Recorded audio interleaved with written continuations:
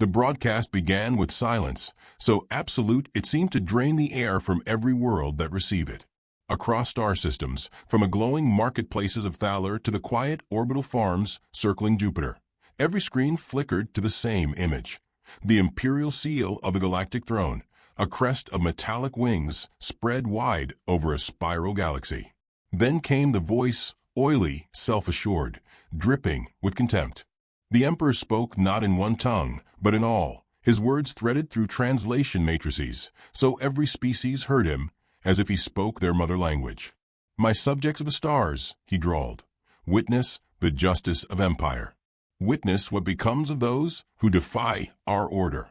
The screen shifted, and the image cut to a bleak stage, a tiered platform brimming with human faces, some terrified, some hollow with resignation. They were farmers, miners, children clutching one another, mothers with infants, old men with bent shoulders. 99 million, the Emperor declared. 99 million examples. Then the slaughter began. Galactic audiences gasped or laughed or muttered, depending on their prejudice. For most, humans were curiosities, a newly risen species, noisy, reckless, smelling faintly of dirt and ozone. To see them culled like vermin was, to some, a relief. To others, entertainment. On one pleasure world, aliens cheered as if it were a blood sport. On another, scholars grew uneasy, remembering what they had read in fragments of Terran history. Back on Earth, the broadcast streamed into every home. People froze at kitchen tables. Factories went still. Classrooms turned to tomb quiet. For minutes that felt like centuries, there was only the sound of screaming transmitted across stars, until screaming gave way to silence. The Empire turned off the feed abruptly, smug in its cruelty, expecting humans to fall to their knees. They miscalculated. Within an hour, human networks flared, not with weeping, but with gallows humor. Memes spread like wildfire. Someone painted the Emperor's face on a bucket of fried chicken, captioned, "Family meal deal, 99 million served." Soldiers laughed bitterly and shared it across the barracks. Someone else posted a clip from an old Earth movie where a villain cackles, only to be cut short by an explosion, captioned, "Soon." The galaxy mistook this as madness. They did not understand that humor, for humans, was both shield and blade. At the United Terran Assembly, delegates sat stone-faced until the chamber doors opened and a man walked in late. He was tall, but not imposing, wearing a rumpled suit as though he had wrestled it from the floor rather than a wardrobe. His hair was thinning, his tie crooked, and he carried a battered thermos of coffee. He smiled at everyone as if nothing were amiss. "Sorry, folks," he said, setting down the thermos. Traffic was a nightmare. Laughter rippled, nervous at first, then genuine. This was Ambassador Jonathan Hale, the so-called friendly face humanity sent to the Galactic Council. He was known for corny jokes and unshakable politeness. Aliens dismissed him as harmless, an oddity, a walking apology wrapped in a handshake. Few suspected that behind his genial mask lay a mind that filed everything like a hunter cataloging tracks. Hale poured coffee, took a sip, and murmured, "Tastes burnt." Fitting. Then he looked up at the chamber of human leaders, and his smile thinned. "They killed 99 million of us," he said softly, his voice carrying farther than it should have. On live broadcast, they wanted submission. He tapped the rim of his cup once. What they earned is extinction. No one moved. No one breathed. Elsewhere, aliens convened emergency councils to analyze human response. On the crystalline world of Varix, a cluster of avian scholars debated whether humans would sue for peace. On the warlike moon of Gorshak, generals mocked humanity. A species that still argues about pineapple on pizza cannot challenge an empire. The wiser among them shivered. They recognized something ancient in the silence that followed atrocity. Hale took the floor at the Galactic Council the next cycle. The chamber was vast, its ceiling domed with starlight projections. Aliens of 100 species filled their seats, scaled, feathered, metallic, gaseous. When the human delegate rose, they expected groveling. Instead, he thanked them for their hospitality and offered a tin of homemade cookies. He spoke with warmth, with anecdotes of baseball games, with gentle jokes about Earth weather. The council laughed, awkwardly relieved. Perhaps humans were too provincial to pose danger. But his words, tucked between jokes, were knives. You know, Hale mused, back on Earth we have a saying, don't poke the bear. You might think the bear looks clumsy, even cute, but once it's awake, well. He shrugged amiably. You won't like it. Some laughed. Some bristled. A few, very old, sat very still. While he spoke, coded signals pulsed beneath the diplomatic channels, invisible to most eyes. Across Seoul's hidden yards, fleet stirred. Submarines on Earth's oceans surfaced, bristling with starfaring modifications. Colonies on Mars whispered to one another in readiness.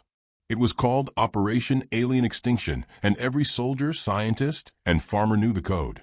In smoky bars, humans raised glasses and said, to 99 million, and drank in silence. In orbital academies, cadets studied alien weaknesses as if cramming for final exams. In labs, engineers sharpened old Terran tools into weapons that looked crude but cut deep. The emperor, safe in his palace, laughed when reports reached him of human defiance. They are gnats, he said. What can gnats do but die? Back on Earth, Hale tightened his crooked tie before another council meeting. He carried a small notebook where he scribbled observations. Which species flinched at certain words, who avoided eye contact, who underestimated smiles. He wrote as if doodling, yet every mark was a predator's map. When a haughty reptilian senator sneered, Human, do you come to beg for clemency? Hale only smiled and replied, Oh, bless your heart. That's adorable. The translation software struggled with the phrase. Aliens chuckled at what they thought was self-mockery. Only a few realized the undercurrent, an insult wrapped in sugar. That night, alien patrols along the frontier vanished. Entire squads reported in, then went silent. The Empire assumed equipment failure. They did not notice the precision. Back in the council chamber, Hale lifted his thermos once more and regarded the assembly with mild blue eyes. I suppose, he said casually, we ought to thank the Empire. They've unified us more than we ever managed ourselves. Nothing brings family together quite like a funeral. Some aliens hissed at the flippancy. Others, those who remembered their own genocides long past, felt unease coil in their bellies. The humans were not kneeling. The humans were watching. And behind their humor, something sharpened. The council adjourned with laughter forced and shaky. Hale lingered, jotting another note in his book. He hummed an old American tune under his breath, out of place and oddly chilling in the vaulted alien hall. When he reached the door, he paused, turned back to the gathering of empires who believed themselves immortal, and lifted his cup in a small, almost friendly salute. Well, he said, tone light as sunrise, bless your hearts. You've just signed your death certificate. But don't worry. His smile deepened, pleasant, unthreatening. It'll be polite. The Galactic Council chamber glittered like a cathedral of stars. Crystalline walls refracted light into rainbows that danced across the rows of alien delegates, each seated on hovering platforms, each swathed in colors and symbols of power. To most species, this hall was the pinnacle of civilization, law, order, and supremacy. To Jonathan Hale, sipping lukewarm coffee from his battered thermos, it was a circus ring. He adjusted his crooked tie, leaned casually against his podium, and smiled as though he were hosting a backyard barbecue. Before we get into the heavy talk, he began, voice warm, I brought cookies. He set a tin on the table, the lid painted with faded images of Christmas snowflakes. He popped it open. Inside were round, slightly overbaked chocolate chip cookies. The smell drifted across the chamber. A gelatinous delegate bubbled in confusion. A reptilian warlord hissed in disdain. A feathered matriarch tilted her head, curious. Hale broke a cookie in half, chewed, and sighed contentedly. Nothing says diplomacy like sugar and butter, folks. The chamber chuckled uneasily. They thought this was human folly again, this strange compulsion to inject levity into grave matters. But the humans behind Hale knew what he was doing. Every harmless gesture was camouflage. Every joke was a needle slipped between scales. Now, Hale said, wiping crumbs from his lapel. "Let's talk about hunting season." The translators stuttered. Aliens exchanged glances. Hale went on as if chatting about weather. On Earth, hunters prepare all year. They wait until the right season, when the prey is fattened and least wary. Then bang. He mimed firing a rifle, then grinned. Barbecue for the whole town. The reptilian warlord sneered. Primitive metaphors. Humans are livestock. "Bless your heart," Hale replied sweetly, the phrase dripping with gentle venom. The translation engine spat it out as "fortunate child," but the tone made the warlord bristle. Behind the smile, Hale catalogued every flinch, every sneer. His notebook rested on the podium, pages filled with doodles of baseball diamonds, campfires, and scattered notes. Varric scholars fear chaos. Gorshak generals arrogant. Thaler merchants pragmatic. He sketched, he joked, but each word was reconnaissance. Reports filtered in through back channels. Alien patrols missing near the Sol frontier. Supply depots ransacked with surgical precision. Ships destroyed with weapons no one could trace. Hale never mentioned them aloud, but his eyes glimmered when a senator demanded answers. "Strange, isn't it?" he said. "How quickly things vanish in the dark. Where I'm from, we call that a Texas night, quiet, wide, and full of coyotes you never see until your sheep are gone." The laughter that followed was brittle. Some delegates still thought it mere Earth eccentricity, but others shifted uncomfortably. The phrase "your sheep" had landed. After the session, in the shadowed corridors, alien whispers chased one another like frightened mice. The humans, they are too calm. They jest as if morning means nothing. They are planning something. But when asked for proof, none could find any. Only vanished patrols, scattered rumors, and the smiling ambassador with his crooked tie. That evening, Hale dined at a long table with other diplomats. He poured tea for a crystalline envoy, complimented the sheen of their facets, and asked about their grandchildren. To the bird-like matriarch, he described baseball, a game of patience and timing. "You wait for the right pitch," he said, tapping the table like a bat. "And when it comes, you swing with everything you've got. One strike can change the whole game." The matriarch clicked her beak thoughtfully. She had seen predators wait like that. Hale excused himself with a polite smile, then wandered into the quiet observation deck. Beyond the glass, nebulae swirled in soft pinks and blues. His reflection hovered over them. Tired eyes, coffee-stained shirt, the mask of a harmless man. He whispered under his breath, words only the stars heard. "You wanted to see us bleed. Now you'll see us hunt." The shift began slowly, like a storm cloud forming on the horizon. Alien traders whispered that human freighters no longer traveled alone. Entire convoys moved with eerie discipline. Colonies, once vulnerable, now bristled with hidden defenses. Pirate bands that preyed on humans vanished without trace, their ships drifting gutted in the void. At the next council meeting, the reptilian warlord mocked these rumors. "Tricks," he snarled. "They scurry like insects." Hale smiled. "Funny thing about insects," he said. "On Earth, ants can strip a body clean in under a day. Small, yes. Harmless? Not if you're the body." The chamber murmured. Even the translation engines caught the edge in his voice. A gelatinous delegate quivered. "Human, what is it you intend?" Hale sipped his coffee, eyes narrowing over the rim. "Intend? Oh, nothing grand. We're just setting the table." Laughter burst, awkward and nervous.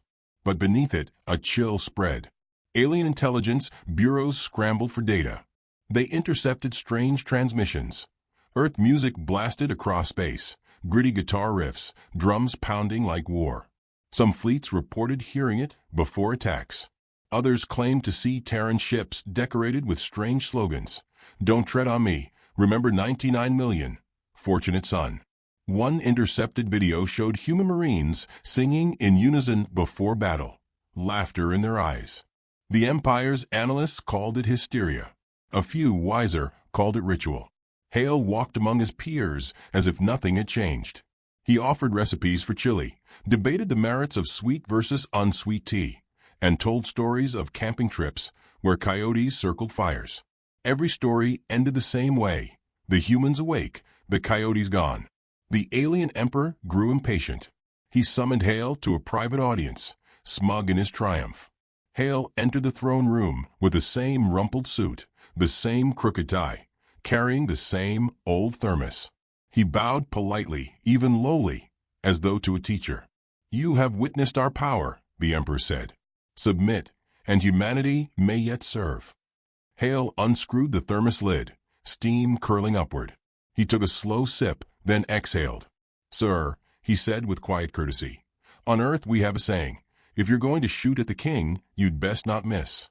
The emperor frowned, confused. Hale smiled apologetically, as if for speaking out of turn, and added, "And you, Highness, you missed." When he left, the emperor laughed dismissively, but unease gnawed at his advisors. That night, along the empire's borders, an entire fleet vanished. No distress calls. No wreckage. Just silence. Reports flooded the council. Hale arrived the next morning, still cheerful, greeting everyone by name. "Tough night, wasn't it?" he said, patting the warlord on the shoulder. "Don't worry, partner. It's just the start of the season." The warlord hissed, but his eyes betrayed fear. In corridors and chambers, the shift was undeniable. The galaxy had begun to see teeth behind the human smile. Every joke now carried weight, every anecdote a warning. Hale still offered cookies, still told stories, but his words fell like stones into water, rippling outward. The old ones among the delegates whispered what the young would not believe. The humans were predators who laughed before they killed. By the week's end, 3 more outposts had gone silent. Hale stood at the council podium once more, notebook open, pen scratching. He did not announce war. He did not threaten. He only looked up, eyes calm, voice warm as ever, and said, "Funny thing about funerals, they bring folks together. And we got 99 million to attend." The chamber went still. He snapped the notebook shut, offered a final smile, and left them with a sentence that froze even the proudest hearts. "We don't start fights, but we sure as hell finish 'em." The first rumors arrived as whispers, carried by trembling voices across the council's marble halls. An outpost at the edge of the Kale system had gone dark, no distress signals, no wreckage, just silence. The Empire dismissed it as a communications failure. 2 nights later, an entire convoy of Imperial freighters disappeared between jump gates. Their escorts never returned. Traders reported hearing music, strange, twanging strings, voices chanting in rough harmony, before the stars themselves seemed to swallow the ships. Jonathan Hale heard the whispers too, though he pretended not to. In the council chamber, he continued to play his role, crooked tie and gentle grin, coffee thermos in hand. He still passed around cookies, still spun stories about Earth's quirks, still wrapped venom inside silk. But in the shadow of every word, the predators stirred. He knew the campaign had begun. Operation Alien Extinction was no longer a phrase whispered in war rooms. It was a drumbeat, steady and inevitable. In quiet moments, Hale reviewed dispatches smuggled through encrypted lines. He read of human submarines retrofitted into star-faring assassins, their hulls cloaked against sensors. He read of Marines deploying from asteroid belts like ghosts, striking and vanishing without trace. He read of engineers turning farm equipment into weapons that could cripple capital ships. Every message ended with the same phrase, "For the 99 million." One evening, after the council adjourned, Hale lingered in the grand corridor. A gelatinous envoy slid up beside him, quivering nervously. "Ambassador, rumor swirl. Fleets vanish. Is it true? Are your people responsible?" Hale's smile was kind, almost paternal. He patted the envoy's quivering surface, as though it were a child. "Rumors are funny things," he said. "On Earth, we say where there's smoke, there's fire. And sometimes, that fire's a campfire, just folks telling stories. Sometimes, though," his eyes hardened just for a flicker, "sometimes it's the barn burning down." The envoy trembled so violently it nearly collapsed, but Hale was already walking away, humming a folk tune under his breath. Far from the polished chambers, the war in the shadows raged. Human pilots flew ships cobbled from scrap, deliberately crude-looking, so that enemies underestimated them, until those ships tore apart advanced cruisers with cunning traps. Mines disguised as asteroids drifted into trade routes, detonating with precision that left allies untouched, but annihilated Imperial convoys. Hackers seeded alien communications with Earth idioms that made no sense, sowing chaos in the chain of command. Entire fleets hesitated, unsure if duck season meant retreat or attack. Aliens mocked at first. Then they panicked. On the volcanic world of Draws, an Imperial governor gave a speech mocking human incompetence. Hours later, his palace collapsed in on itself after what appeared to be a structural failure. Carved into the rubble was a single phrase in crude Terran glyphs: "Bless your heart." In the council, the reptilian warlord roared accusations. This is terrorism. Humanity is a disease. Hale only sipped his coffee, eyes twinkling. Sir, where I come from, we call it pest control. Laughter rippled, uneasy and forced. Yet beneath the sound, fear took root. The warlord's claws scraped his desk, but he said nothing more. Meanwhile, the galaxy's civilians began to watch humans with wary fascination. Markets brimmed with rumors that humans drank poison called whiskey and laughed, that they hurled themselves into storms for sport, that they sang while marching to war. Some aliens dismissed these as exaggerations. Others began to wonder if the execution of 99 million had not culled livestock, but woken predators. Hale maintained his mask, yet at night, in the solitude of his quarters, he allowed the smile to slip. He gazed at the stars through the viewport, whispering to the silence. They think we're joking. They think we're slow. Let them keep thinking. His reflection stared back, tired, sharp, and unyielding. He raised his cup in a private toast. For every man, woman, and child. We'll see them paid in full. The strikes escalated. Human fleets emerged from shadows to cripple Imperial armadas, then vanished again. Colonies liberated themselves with weapons smuggled through innocuous cargo. Viral codes infected Imperial logistics, causing fleets to arrive weeks late to their destinations. It was not a war of grand battles, but of bleeding cuts, death by 1,000 blades, delivered with a smile. At the council, Hale spoke of gardening.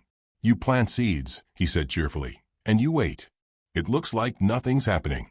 But underground, roots grow. And when the season's right, suddenly, the whole field alive. His words seemed innocent enough, but to those who had lost fleets, they rang with menace. The avian matriarch, feathers trembling, asked quietly, Ambassador, is humanity declaring war? Hale chuckled softly. Ma'am, we're not declaring anything. We're just tending the soil. She did not sleep that night. Imperial propaganda tried to counter the terror. They broadcast images of human prisoners, insisting the species was broken. Yet cracks showed even there. One prisoner grinned at the camera, bloodied but unbowed, and spat out an Earth phrase the translators struggled to render. This ain't our first rodeo. The clip spread across the galaxy, fueling both fear and awe. In smoky bars on neutral worlds, alien merchants muttered over drinks. Humans, they fight like demons. They laugh as they burn. If they survive this, none of us are safe. In the council, Hale leaned back in his chair, doodling baseball diamonds in his notebook while others argued. To an outside eye, he looked inattentive, perhaps simple. But every word, every accusation, every slip of fear was inked into his memory. He was not doodling. He was mapping. One day, during yet another heated session, the Emperor himself appeared on the hollow dais. His voice boomed, arrogant as ever. Humans are insects. Their little tricks mean nothing. The Empire endures. Hale rose slowly, tie crooked, thermos in hand. He bowed with exaggerated courtesy. Your Majesty, he said, voice calm, on Earth we respect farmers. They work hard, season after season, planting and harvesting. But every farmer knows, ignore the locusts too long, and they'll strip the field bare. The chamber fell into silence. The Emperor's hologram flickered, his eyes narrowing. Are you threatening me, human? Hale smiled gently, as if speaking to a child. Oh no, sir. Just sharing a little agricultural wisdom. That night, 3 Imperial shipyards exploded in synchronized bursts. The galaxy could no longer deny it. Humanity was at war, whether or not it had been declared. A war fought not in parades and proclamations, but in shadows, whispers, and surgical strikes. And the smiling ambassador was its face. Hale returned to his quarters late, weary but resolute. He set his notebook on the desk, pages filled now not with doodles, but with names, systems, fleets, governors, all marked like prey. He ran his fingers over the list, then closed the book softly. Outside, the stars burned indifferent. Inside, Jonathan Hale whispered, "You wanted to see the bear asleep. Now you'll see it awake." His comm pinged. A secure channel opened, showing a Marine captain, face smeared with grease and blood, grinning despite exhaustion. "Ambassador," the captain said, "the trap's ready. They won't see it coming." Hale's eyes gleamed. "Good. Let them keep thinking we're just telling jokes." He lifted his thermos, steam curling upward, and murmured almost tenderly, "Next move's ours." And beyond the council walls, in the void where shadows moved like predators through tall grass, the human fleet began to gather. The stars themselves seemed to flinch when the first human fleet revealed its presence. For months the galaxy had been haunted by shadows, vanishing patrols, crippled convoys, whispers of music before annihilation. Now the shadows stepped into the light, and the full shape of humanity's wrath was made clear. The fleets were nothing like the polished armadas of the Empire. They were ugly, patched together, hulls scarred and mismatched, some ships retrofitted from cargo haulers, some from submarines, some built in Martian caverns where the dust still clung to their plating. Yet they moved with unity, in silence and discipline, like wolves closing in on a herd. Above the Empire's jewel worlds they appeared, not with warning, but with inevitability. Jonathan Hale stood at the center of the Galactic Council chamber as word arrived of the first great strike. A dozen alien delegates spoke at once, voices pitched high with disbelief. "Impossible," cried the reptilian warlord. "A human fleet cannot overwhelm our garrisons." "This is fabrication," bellowed another. "Empire strongholds are impregnable." But the images scrolling across the hollow feeds silenced them. Towers collapsed under precision bombardments. Imperial banners burned. Civilians cheered as human marines poured through gates. The impossible was happening in real time, and humanity was smiling as it burned the galaxy clean. Hale took a slow sip from his thermos and let them rage. His tie was still crooked, his hair still thinning, his manner as warm as a small-town pastor. But his eyes glittered, and when he finally spoke, the chamber quieted as though gravity itself bent around his words. "Ladies, gentlemen, esteemed beings," he said softly, "you wanted to know if we were at war. Now, you know." Beyond the chamber, the war raged with a poetry of violence that only humans could write. Guerrilla flotillas struck at shipyards, timed with precision so exact it seemed clairvoyant. Engineers turned orbital mirrors into weapons, focusing suns onto imperial fortresses until stone ran like wax. Hackers slipped through defense grids, replacing tactical overlays with lines of Earth scripture, with baseball stats, with jokes. And through it all, human soldiers laughed. They cracked one-liners as they charged, sang folk songs as they planted demolition charges, painted crude cartoons of the Emperor on their armor. It was madness. It was ritual. It was war as only humanity could wage it, terrifying, joyous, and unrelenting. Alien fleets tried to retaliate, but every move was anticipated. Traps closed like jaws in asteroid fields. Supply lines vanished into silence. Allies of the Empire faltered, some defecting outright, their loyalty shaken by the sight of human relentlessness. Species that had once mocked Earth's primitive ways now begged for parley. The galaxy had seen war before, but not this. Never this. Hale watched it unfold with calm inevitability. He sat in his quarters, notebook open, scribbling not doodles now, but names. System after system, fleet after fleet, the Empire was being carved apart. For the 99 million, he murmured each time a message arrived confirming victory. It was not a slogan. It was an oath. The Emperor finally summoned him. The palace glowed with opulence, its spires glittering. its courtyards filled with trembling courtiers who dared not meet Hale's eyes. He was escorted to the throne, where the emperor sat upon a dais carved from the bones of conquered beasts. The ruler sneered down at the human ambassador, expecting to cow him with grandeur. "You are vermin," the emperor spat. "You scurry in shadows, you gnaw at scraps. But this is the empire. You cannot destroy what is eternal." Hale unscrewed his thermos lid, inhaled the steam of his coffee, and said with gentle courtesy, "Sir, with respect, eternity has an expiration date. And yours was stamped the day you killed our people on live broadcast." He sipped, savoring it. "You thought we would beg. Instead, we're collecting the bill." The emperor laughed, but unease flickered across his eyes. "You are mad. You think your crude fleets can extinguish 1,000 worlds." "Not 1,000, Hale replied. "Just one at a time, patient as winter, thorough as fire." His voice dropped to a near whisper, so soft the guards leaned forward to hear. "You mistook us for sheep. We are wolves. And now the hunt is done." The war climaxed not in one grand battle, but in 100 small extinctions braided together. Human fleets cut the empire's arteries, system by system. Governors vanished, capitals burned, temples collapsed. The galaxy watched in horrified awe as an empire that had stood for millennia crumbled in months. It was not brute strength that undid it, but calculation, humor sharpened into blades, a predator's patience. And through it all, Jonathan Hale remained the face of humanity, polite, smiling, never raising his voice, never boasting. He shook hands with defectors, offered condolences to species who had lost faith, comforted the frightened with gentle words.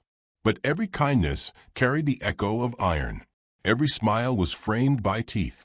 When the final palace fell, when the emperor's banner was dragged through streets by laughing soldiers, the galaxy held its breath. The council chamber was silent as Hale returned to the podium. He placed his battered thermos on the desk, straightened his tie for once, and let the silence build. "Friends," he said, the words stretched with irony, "we humans don't relish this. But we don't forget, either. 99 million of ours slaughtered for spectacle. You wanted to see us kneel. Instead, you've seen us rise. And I want you all to remember this truth. We don't start fights. But God help the poor soul who makes us finish them." The chamber trembled with the weight of it. Some delegates lowered their eyes in fear, others in shame, a few in awe. None dared to speak. Hale lifted his thermos one final time, raised it in a mock toast, and said with quiet finality, "To the 99 million, may the empire's ashes keep them warm." And somewhere in the darkness beyond the stars, the human fleets moved again, not slowing, not stopping, but hunting. The war was over, yet the galaxy understood in that instant. Humanity was not a victim. Humanity was not livestock. Humanity was a predator that had smiled too long. For the first time in living memory, the council realized what it meant to fear extinction, and the face of that fear was still smiling.